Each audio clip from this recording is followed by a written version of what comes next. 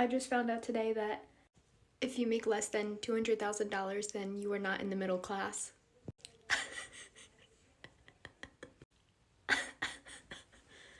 So many of us are not even in the middle class anymore. Hello everyone, it's Emmanuel Cooke. Today we will be reacting to a new video, and I hope that you guys enjoy the video. Is the world just trying to get rid of middle class? How are we all affording life right now? I mean, how? We have to somehow not be in debt, not use credit cards, pay all of our bills, have all these retirement accounts and all the savings. And how? Am I just failing life as an adult, or are we all feeling this right now? This country is literally destroying the middle class. Like, do we even have a middle class anymore, or is it just... It is so funny that in this video, this lady talks about the middle class and about how people are struggling. I own a restaurant and work a second full-time job and is still struggling. So, to me, the middle class is dead, unfortunately. It's either the haves or the have-nots. And the haves are having, like she says, and the have-nots are struggling profusely. So I understand this 100%. Tell me I'm not the only person that owns a business and that has to work a second job. I know people that work and own a business that work 2, 3, 4 jobs and still are struggling. Please tell me how anybody can be happy with the state of our economy, the state of our country, the wars we're in. Please tell me. And if you can tell me and prove to me how great everything is in our economy, in our country right now, then maybe I'll move to wherever you are and change my lifestyle and change my politics and everything. But you got to prove it to me first. The middle class in this country is disappearing. Here's why. Don't know if you guys have noticed, but the middle class in this country is slowly disappearing, emerging with the working class. Amidst a massive housing crisis in the UK, particularly in London, people just cannot afford to buy a house. People can't afford assets. The rich are getting richer and richer. They're buying assets, and it's making it more difficult for the average person, middle class and working class, but particularly the middle class, who are getting squeezed. It's now near on impossible for the average person to buy a property without help from bank of mum and dad or massive inheritance. So what's happening is the middle class are saving, but they're not saving enough. They're not able to buy house prices. So they're saving, but the house prices are going up further than what people can save. So in 5 to 10 years, this is my prediction, I don't believe there is going to be a middle class. I think there's going to be an upper class and there's going to be a working class. About 20, 30, 40 years ago, working class people and middle class people could work a standard job and on one income were able to get on the property ladder. What's happening nowadays is parents are getting older, they're selling their houses to pay for their retirement and elderly care, and that's leaving young people without any inheritance. So without that, they're finding it very, very difficult to get on the housing ladder, and they're in fact unable to buy property. Without property or assets, you constantly have to go to the rich to rent off them and to buy their products just to survive. And as your wage increases have no chance in hell of catching up with the massive increase in inflation and rise in price of these assets, you're basically doomed. So my prediction is in the next 5 to 10 years, anyone who's middle class is going to seep into the working class. And unless you can buy assets, you're basically screwed. The only way out of this is if we tax the rich properly, but that's just not going to happen because they're in power. It's not in their interests. They don't want to get taxed. They don't want equality. They just want massive inequality. So it pains me to say it, but if you cannot afford to buy assets, you will forever be playing catch up. But let me know what you guys think. Is there a way we can solve this? Drop your comments below. See, you hear more and more people talk about these small banks failing, right? You think, no big deal. I don't deal with a small bank. It's not a problem for me. But you know where the problem lies when the small banks fail? Is that the big banks buy them up. And so what happens is you've got fewer companies controlling more. See, that's exactly what they want, but nobody's even paying attention to what's happening on that front. Because our banking systems are completely collapsing. You see, they're stripping away the middle class. And the way that I can tell this is credit card defaults are at $1 trillion. It means that the middle class can't pay its bills. And so after it can't pay its bills, it borrows from credit cards. And when it can't borrow from any more credit cards, it just refinances into another credit card. So they've got you in the debt cycle, man. They got you exactly where they want you. And the reason they want you there is you make a good worker that way. You know, take a day off, you'll work on the weekends, you'll need overtime. Hey, you might even need more than one job to make ends meet. Couple that with a little bit of inflation and a high interest rate, there's no more middle class. Middle class means the people who have enough that they can save, right? Poor people, they can't save anything. The middle class, they have a little bit of savings. And the rich, they don't have to worry about it. But the fact of the matter is, the middle class is becoming a thing of the dodo, like the dinosaur, because it's going to be in the next 10 to 15 years, no more middle class. Yeah, make sure you find your tribe before then, because you're not going to need money. You're going to need skills. 1984, the year I was born, making $30,000 a year is the equivalent of making $164,000 a year today.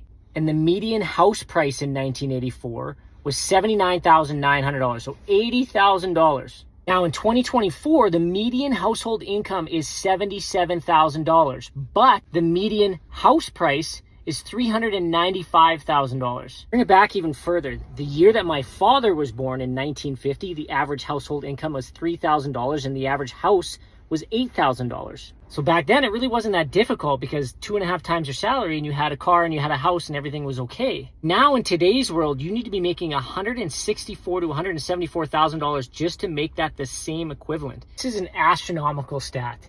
There is no middle class anymore. In 1950, when my dad was born, things were okay. In 1984, when I was born, things were okay. In 2024, when my daughter was born, just not okay. The US, we're in major trouble here.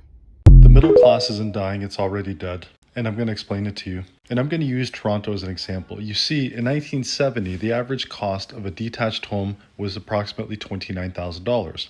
And this is from the Government of Canada's publication. And if you take a look at the average income, it's $20,000. And I'm going to simplify it. I'm going to take away taxes for a second just so you can see what I mean. If you worked for a year and a half, excluding taxes, you'd be able to fully buy off and pay off your home. Again, super simplistic calculation. But when you compare that to today, where the average cost of a detached home is about $1.2 million, and when you look at what the average annual salary is in Toronto, approximately $58,000, you go from being able to afford your home in 1.5 years to approximately 20 years. That's how quickly things are getting out of control. And that's how bad affordability is today. And that's also part of the reason why parents on average are gifting approximately $125,000 for their children to be able to make a down payment towards a brand new home. And when I look at places like Canada, I look at more advanced civilizations. And what I mean by that is I look at countries that have been around for several hundred years longer than we have. And that gives a good expectation of what we should see very soon in a generation or two. A perfect example of that is Switzerland. So I visited Switzerland, and the one thing I noticed is that there weren't that many detached homes. Condos were extremely popular and the norm, and that's where the majority of people live. If you look at a place like Zurich, the average price of a detached home there is now 4.1 million. CHF, which is their local currency. Now, when you convert that to Canadian dollars, the Swiss franc ends up being $6.3 million. That's the average price of a detached home. And we may never get there in Toronto. We may only get to maybe the halfway point in the next 40, 50 years, but it will happen. And what you end up with is a country where you have primarily renters. Literally 70% of the population rents in Switzerland. They don't own their home. And it's become almost an accepted norm in Switzerland that you just don't own a home. You become a renter for life, which is where I see things headed in Canada. And that's why one of the biggest assets you can pass down to your kids is going to be a home. And as you see right here, Switzerland offers a perfect glimpse of what a post-ownership society looks like. And that's my quick example of why I believe the middle class is dead. People don't even realize anymore. It's not even the cost of living no more. It's the cost of surviving. You like that I don't think a lot of people are realizing this. There is no middle class. Boom, there's your bubble. I'm telling you now, the people who have it and the people who don't are so far apart from each other, it's not even funny. There is no reason somebody should be going bankrupt buying necessities to life. Like, why am I struggling to buy the bare minimum of stuff? I'm not trying to be fancy. I'm not trying to do none of that. I'm just trying to make it by. I'm still struggling. People don't even realize, let me slow down before I freaking blow a brain gasket, whatever the case may be. People don't even realize, and it's not even about race no more. Everybody is feeling this. I don't care if you red, grape, blue, white, yellow, orange, I don't care. The only color that these elite people care about is that green, that money. And if you don't have it, you're... Canada, you thought America's middle class was dead? These numbers will have you shook. Go watch that video. It's another one, just came across my feed, about how the housing prices, like versus 1950, 1984 to now, and the difference.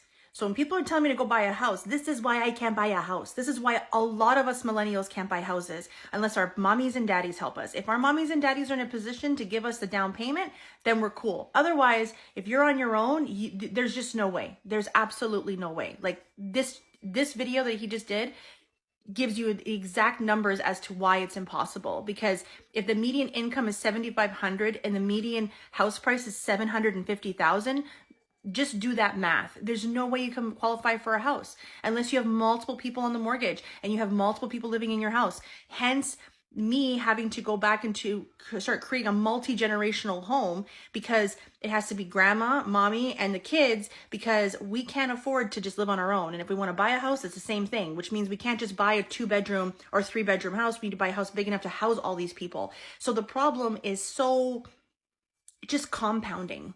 So a lot of people today will tell you that the middle class in America is dying, and I think they're probably right. It just depends on how you define the term middle class. So for much of the 20th century, being middle class meant you weren't wealthy, but you still owned your own home, you had 1 or 2 cars, you had enough money for dining out, entertainment, family vacations. And so this was the middle class lifestyle that boomers enjoyed when they started having families in the 60s, 70s, and 80s. But that lifestyle simply does not exist for 99% of millennials and Gen Z today.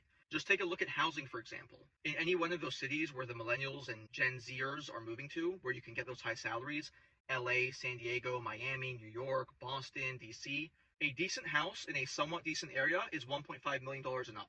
Take a look at what $1.5 million gets you in LA today. So to own this below average house in a not great area of LA, it's going to cost you $13,000 in monthly housing expenses at today's rates. And that's after you made the $150,000 down payment. And the rule of thumb is that your housing costs should be no more than 30% of your monthly gross income. So you would need to make $40,000 a month to be able to afford this not great house in a not great area of LA. And so how many Americans make $40,000 a month? About 3%. And less than 1% of them are millennial or Gen Z. The general unaffordability of modern life is the single most important issue in our country today. Everything else is simply... You know, it used to be that like massive generational shifts and changes were broken down by like decades or maybe lifetime. For the most part, like generations had very defining things about their economies. But for the past 20 or 30 years, like millennials have watched everything they know about the economy or economic status get turned on its head and then just like dumped out. Now, financially growing up, like we've been pretty much everywhere. We've been got to shower at other people's houses because our water's turned off poor, and we've been middle class, you know, parents throwing money at us so they don't have to deal with us. Like we've been around. And once my parents more or less got back on their feet, they got more solidly into being middle class. We had the things that middle class people had at the time. We had timeshares that we went to that we were bought into. We had like they bought houses for fun. They bought cars for fun. They would just trade their shit in. Pretty much everybody went on some kind of summer vacation. It wasn't like a crazy fancy thing. It didn't need to be like insane, but everybody did something. There were always the kids who would come back and they would talk about how lame their summer vacation was. Like they just took the U-Haul out and they drove across the country. you know what people are not doing now? Driving U-Hauls. Going on vacation.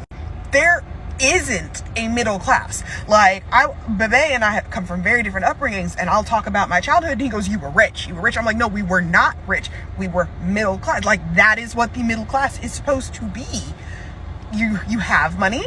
You maybe have some savings, hopefully with like a comma in there somewhere, but you go on trips, you can't buy crazy things, but you live a comfortable life and you don't have to stress that much.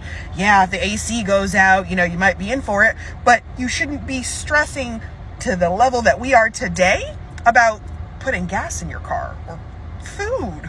The things I had growing up, I cannot afford. Like, I can't even begin to imagine having the stuff that we had as a middle class family now.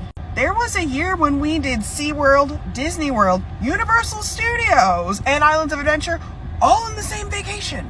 Granted, I'm sure that was a hugely big vacation that they saved for, but that would be basically impossible at this point for most people. And that was not when we were beyond loaded. I mean, we were never really beyond loaded, but that was not even when I remember us being more financially comfortable. That was just a splurge. You know what that couldn't be for me today? And imagine, like, a possibility, like nothing. That would be called a daydream, because the middle class doesn't exist anymore. Because as the middle class shrinks and the rich get richer, and you can see that major wealth gap being created by the system we are in, more and more people start asking questions like, why does the CEO make 1,000 times the lowest paid employee now? And you see, when you're comfortable, when you have your job, when you're doing okay, you don't ask questions, you just move along with life. But as more and more people get impacted, more and more people are going to start asking those questions. Is this the system we need to be in? Are there better options than having shareholders decide the fate of you putting food on the table? Because it's all good and well if you're a shareholder. But if you're making the decisions based off of pure profit and greed, like your investments have to keep increasing so you can afford retirement, where does that lead us? Because I've already shared with you that one of the reasons why housing is so expensive is because all these money managers, Vanguard, BlackRock, State Street, they're all pouring billions of dollars into companies like Invitation Homes and American Homes for Rent. And they're all publicly traded. Go look it up. I think between Vanguard and BlackRock, they own 21% of a company that owns almost 100,000 homes. Do the math. That means that somebody out there that's getting returns from their Vanguard, BlackRock, whoever's managing their money, is literally pricing out their own children. This is coming to a head now that boomers were the first people to get into this. And you can see that major wealth gap being created by the system we are in. Which is why I'm making this content, so you guys can ask those questions. If you come up with a different answer, fine. All good. Just ask the questions so you're prepared and you see the patterns that I see. Because eventually, if we get to the point where it's harder to even become a shareholder, that means we're basically going back to the Middle Ages. It's noblemen versus peasants. And yes, history does repeat itself, so eventually people will have enough when they get wise to it and ask the questions, and then there'll be a revolution of change. I want to be nice to just skip all that, the wars that might come with it, all that turmoil, and just sit down at the table and agree to just treat each other like humans. That's the whole point. It's the end of the middle classes. Rising interest rates, rising taxes, and lowering wages, high inflation, the middle class is slowly being diminished. If I was going to give you any advice right now, I would say pay down your debt. Obviously, you've got high interest rates, get rid of your debt. You've got a big mortgage, put most of your money into paying that down as much as possible. Buy secondhand. Repair things. Your car, don't bother getting a new car. They aren't actually making many new cars now. They're not actually manufacturing many. And the thing is, you don't want to be getting an electric car right now. Look at the electricity situation. Actually, in Germany, I've got a friend in Germany, and the government in Germany have been warning about power cuts. They're going to happen. That will have a knock-on effect to us, because once the gas price once the gas reserves are diminished, they won't be able to make enough electricity in Europe, and we basically get it's all one pool that we get ours from as well, so we will end up being in the same situation. Not that I want to create doom and gloom, but I just think it's sensible to be prepared. And this is why I talk about like new communities and getting to know your neighbours and growing your own vegetables and just be sensible. Personally, if you don't live in the countryside, I would think about moving to the countryside because you don't want to be in the city if you're having regular power cuts. Especially, I mean, I did hear someone talking about planned power cuts for a few days. Now, people will freak out. Wouldn't be buying luxury items right now. I would be thinking about the essentials. I would be thinking about what is your backup option if the electricity went down. Do you have enough food reserves for a couple of weeks at least? Do you have lighting, heating in your house available when the electricity isn't on? Last winter I actually had a power cut of 4 days due to a storm, and to be honest, the worst thing about it was the lack of heating. I actually went to stay in a hotel on the last couple of days because it was almost unbearable. It was so cold. So then I went out and bought a gas heater after that so I can run it off a gas bottle, and I've got solar panels to charge my essential items. So yeah, they're just simple things. I would say I've got a gas stove as well that I can cook on. And luckily the kids weren't with me then, but if there was a situation where I've got 3 children that I have to feed, then you've got to be a bit sensible about it. And it might sound extreme now, but given this, by the time spring comes around, it might be a reality. So there's no harm being a little bit prepared. It doesn't cost so much money to buy some simple things. £200-300 just to get things in order. The middle class, as we've always known it, is disappearing. The idea that you could get married, buy a house, have a kid or two, send them to an okay enough school, have 2 cars, send your kid to college, and retire. But get this. Over the last 50 years, the average household income increased 16%, while housing increased 190%, and college tuition increased 264%. On top of that, marketing is a $1.7 trillion industry, so their job is literally to make you spend more money. But of course, nobody teaches you this stuff in school. Health insurance, super expensive. Let's not get started on the quality of food, Monsanto, Big Pharma, it runs deep. But the final nail in the coffin, current government policy and the Federal Reserve actually make the wealth gap worse. Now this goes back a lot farther than this, but let's just start in 2008. Despite banks causing the crash, the government bailed them out and sent them millions and millions of dollars. To do this, Fed Chair Ben Bernanke championed quantitative easing, which is just the long way of saying to print a fuck ton of money. So where does all that money go? Well, into stocks and real estate, of course. And who already owns stocks and real estate? The wealthy, or at least the wealthy enough. Fast forward 10 years and the economy is already sitting on a 10-year bull run. And what happens? 2020, we print 40% of the money supply in just a few months. Now I know this sounds very one-sided, and quantitative easing had a lot of positive benefits as well, but the only side that I'm on is yours.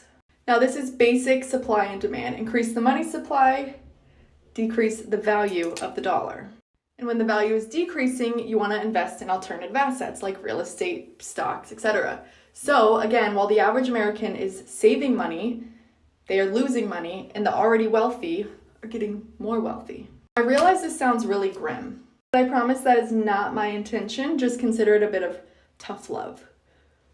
When in reality, the current world that we're in, the old ways of saving and making money just simply aren't cutting it. I think I could teach you a thing or two about personal finance. Investing is not complicated, and it is not for the old white guys. Understand that your life is 100% your responsibility, and no one is going to save you. So I claim for you 2023 to be your best year yet. So while skincare might not be my area of expertise, finance is. Down in Florida visiting family, and I'm staying at my aunt's condo. It's in Jupiter and it's on the beach, and behind me here was the condo next door that has now been dismantled and torn down for luxury units to go in. And I've just been thinking about this a lot, staying here, because my family isn't like super well off, but some members of my family, I guess I would say, were upper middle class and have done somewhat well for themselves. And I can really just see how like even they're getting squeezed now, and how somebody who could maybe afford an extra home in the $400,000 to $500,000 range, which still just seems like crazy money to regular everyday people. Now even that is going for them. And in the story of this condo unit, these are all behind me. These were just like second homes for, I guess, upper middle class, maybe wealthy people. And further down behind this one, this bigger tall one here, the same buyers, which I think are Soros, have already built the luxury units, and those units will start at $4 million. And I just think it's really interesting, like, how this is happening now. And my aunt and her partner have been bought out, and yeah, they got 3 times what they paid for it, but they're losing this little slice of heaven, and I don't think they have enough money to buy a $4 million beachfront home. And yeah, it's just happening all around, even to the ones that we think are doing great. The next 12 to 18 months will be the final nail in the coffin of the middle class. The reality is, if you're waiting for interest rates to drop, they're not going to happen this year. And if they do one cut towards the end of the year, that's just political. And most likely interest rates will continue to go up next year. You see, here's the thing. There's no longer such a thing as affordable.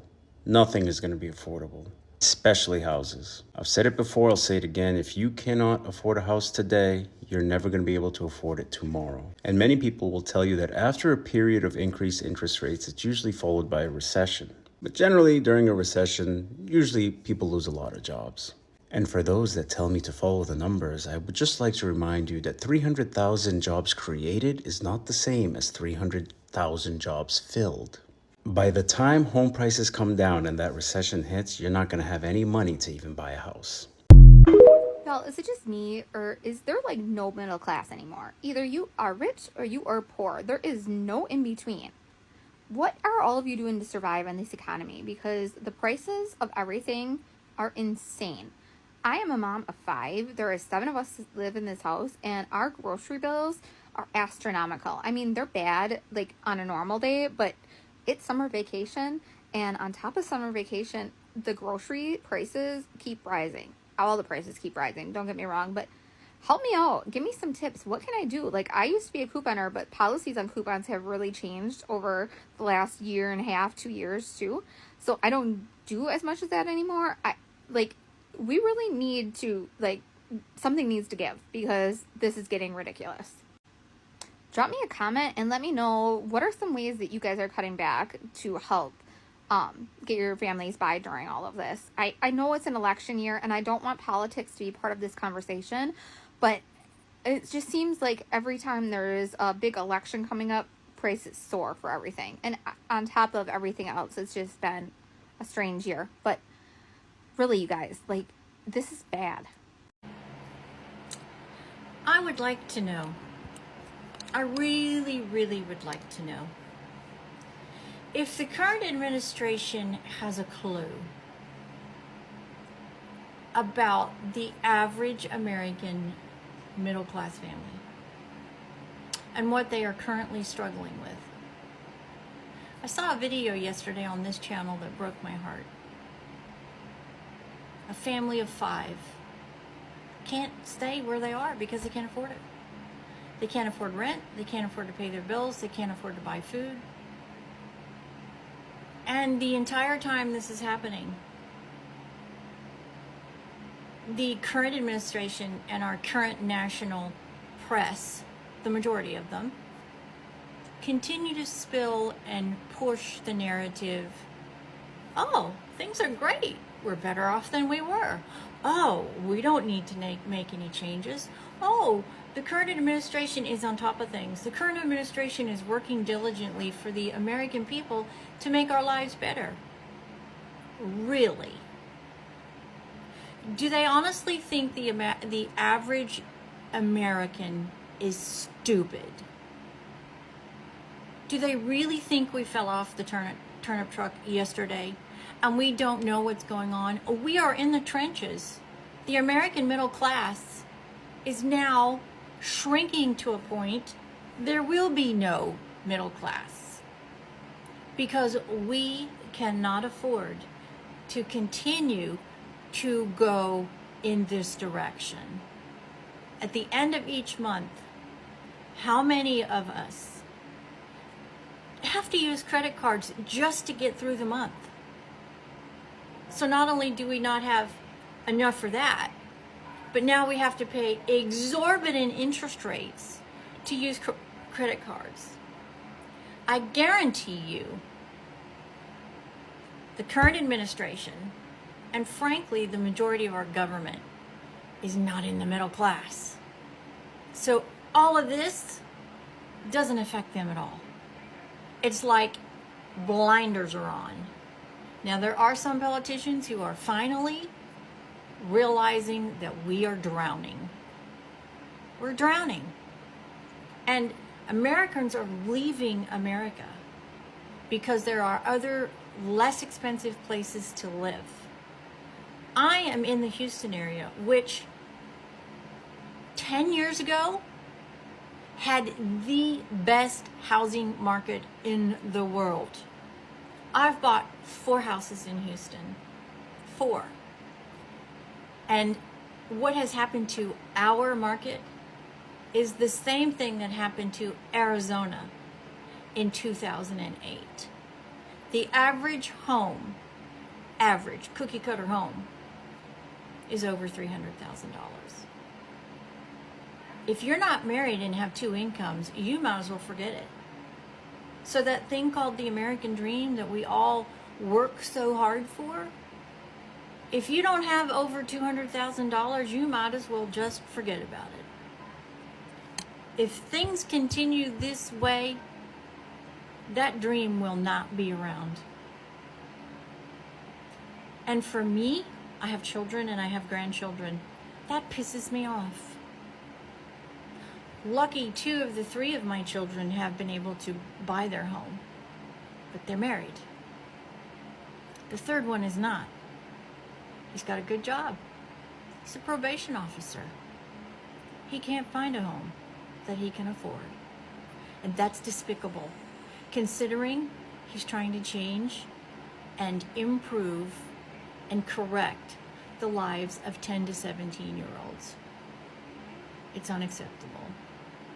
So, if you happen to be working in our government, from this middle class person who, by the way, is a small business owner as well, wake up. We're drowning. And you've got to make changes. You have got to make changes. If you're part of the current cover-up and the current if you're currently participating in the fact that you don't want to admit that there are serious issues and our commander-in-chief is in serious trouble because he is not well, anybody in their right mind can see that. We're not stupid. How much more do you expect the American people to go through? Enough is enough. We have got to get this ship headed in the right direction before the middle class and the American dream is completely dead. Please pay attention and do your jobs. You owe it to the people that put you in the position that you were elected to. We're your boss. The American people are the boss. And we're done. We are done. We are done. We are done. That is it for today. I appreciate you guys watching the video, and like, comment, and subscribe down below, and see you in the next video.